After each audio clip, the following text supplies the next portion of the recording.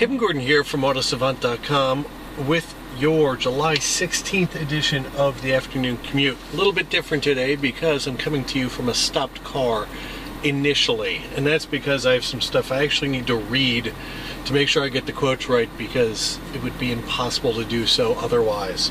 We are coming to you today from the Chrysler 300 Hemi all-wheel drive. It's the comfort version, and initial impressions are pretty good. It's a big American sedan, I think would be the clearest way to describe it, at least initially.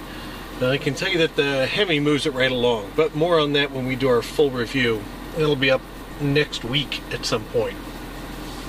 So, question for you. Do you think that Toyota is completely out of the woods on the unintended acceleration debate? Well, it's not. And it's not because Senator Chuck Grassley, a Republican from Iowa, has received a letter from a whistleblower at the National Highway Traffic Safety Administration about the fact that he doesn't think, the whistleblower doesn't think, that there was enough research done into the cars that had unintended acceleration to really close the case. So now Senator Grassley has written a letter to the head of the NHTSA about this, asking to reopen the case. So here's where the reading comes in. And this is what the whistleblower is quoted by saying by USA Today. Because proof that the electronic throttle control systems caused the reported unintended accelerations was not found, does not mean it could not occur. Okay, so that gets into the whole can you prove a negative thing. And yeah, in a lot of ways you can prove a negative, but from a scientific perspective, it becomes significantly harder to prove that something happens instead of proving that something doesn't happen.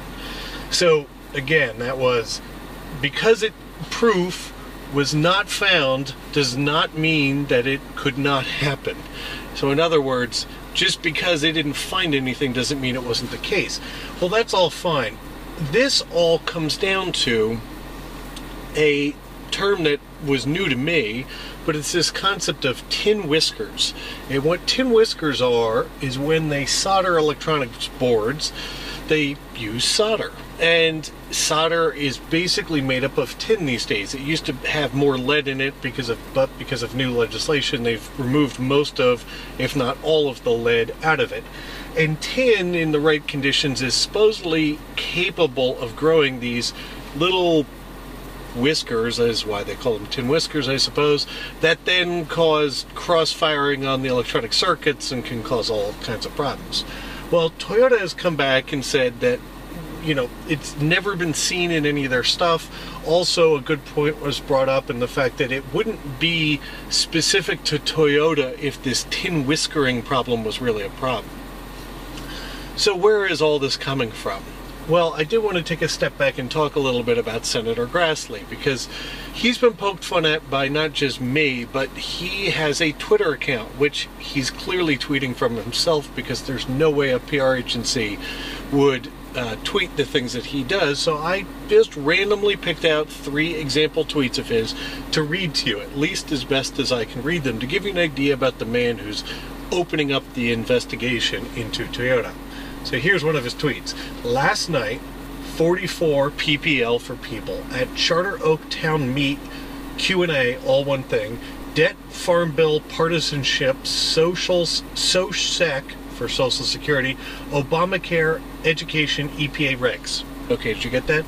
Last night, 44 people at Charter Oak Town Meet Q&A, debt, farm bill, partisanship, SOSEC, Obamacare, education, EPA regs. That was a singular tweet. I hope you can understand what it meant better than I did. Next one up. Just met with FEMA Director Fugate about ABT, making hasty decisions so U of I will get FEMA dollar for buildings destroyed by 08 flood. I think you could kind of understand what that means, but it's still pretty cryptic. And then my favorite so far, this is a senator tweeting, you know, and a thing that he uses to deliver campaign messages.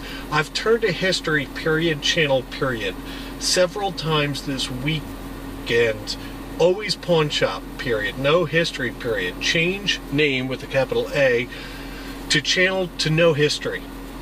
So, I would, if I was advising Senator Grassley, I would just tell him to turn off his Twitter account, but he continues on. So now we can get on our actual commute home. Thought those were interesting enough to read. And I mean, I understand people up into Stephen Colbert have come out to poke fun at Senator Grassley for some of his tweets. I mean, some of them are just like the letter Z. Others are incomprehensible, but then others are perfectly well written and, you know, seem to make a lot of sense. The BMW diesels are coming. The BMW diesels are coming! Okay, well, they're actually already here. So, new BMW diesels are coming. The rumor out there right now, and I say rumor because this is yet to be 100% confirmed, is that BMW is going to be bringing to the States their new 2-liter inline 4 diesel. And that 2-liter inline 4 diesel makes 180 horsepower and 280 foot-pounds of torque. And they're going to be putting it in the X1, their smallest SUV, as well as the 3 Series. The current 3-liter diesel is going to get a new model number and is going to get updated horsepower and torque numbers, although those are yet to be confirmed in any way, shape, or form. So I'm not even going to report on them. And this, in all honesty, just sort of makes a lot of sense.